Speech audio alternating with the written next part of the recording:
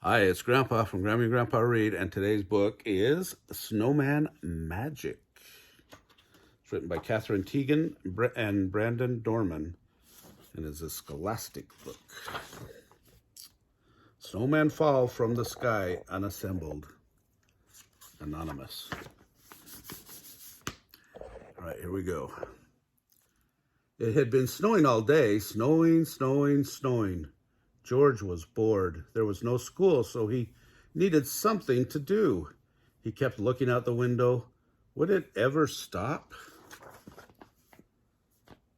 The next morning, the sun was shining. When George looked out the window, everything was a brilliant white. The snow was so bright, it was almost hard to look at. If he squinted, he could see it was very deep, and it had drifted high against the slope in his backyard. Outside, the air smelled clean and cold. George plunged into the snow. It was fluffy, but crunchy too. He made a snowball and threw it against a tree. It was very, very quiet. George took some snow and packed it into a small ball.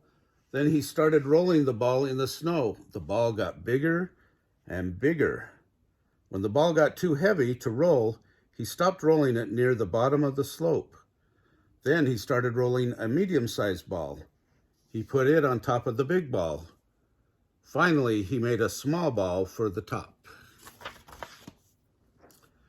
George went inside the house and found a scarf in the closet and a carrot in the refrigerator.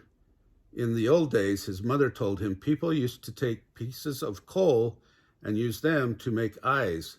But there wasn't any coal in George's house, so he found 2 buttons and brought them outside with the scarf and the carrot.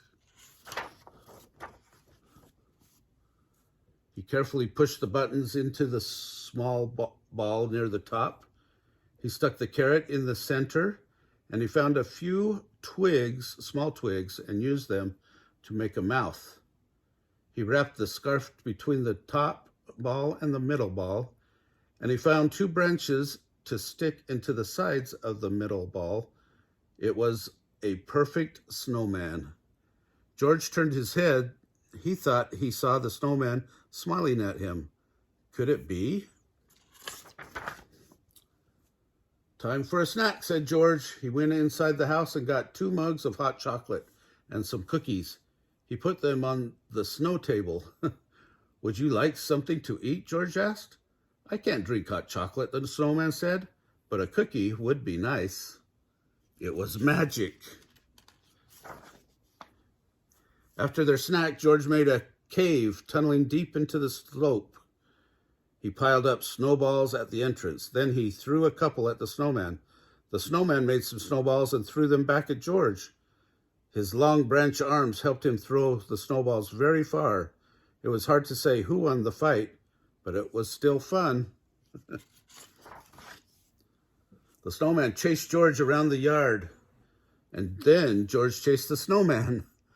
The snowman couldn't move that fast, so it was easy for George to sneak up on him.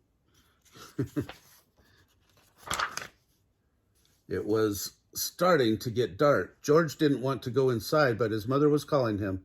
Goodbye, snowman, he said. I will see you tomorrow. George thought he heard the snowman say, good night. The next day it was warmer. The sun was even brighter, and the snowman was shrinking. George played with him all day, but he could tell that the snowman didn't have quite the same energy. Then it was Monday. George had to go to school. It was another bright, warm day. When he came home, the snowman was almost gone. The scarf and the carrot and the buttons had slid down, and he could hardly recognize his snowman. The cave had collapsed too, and the snow table had melted.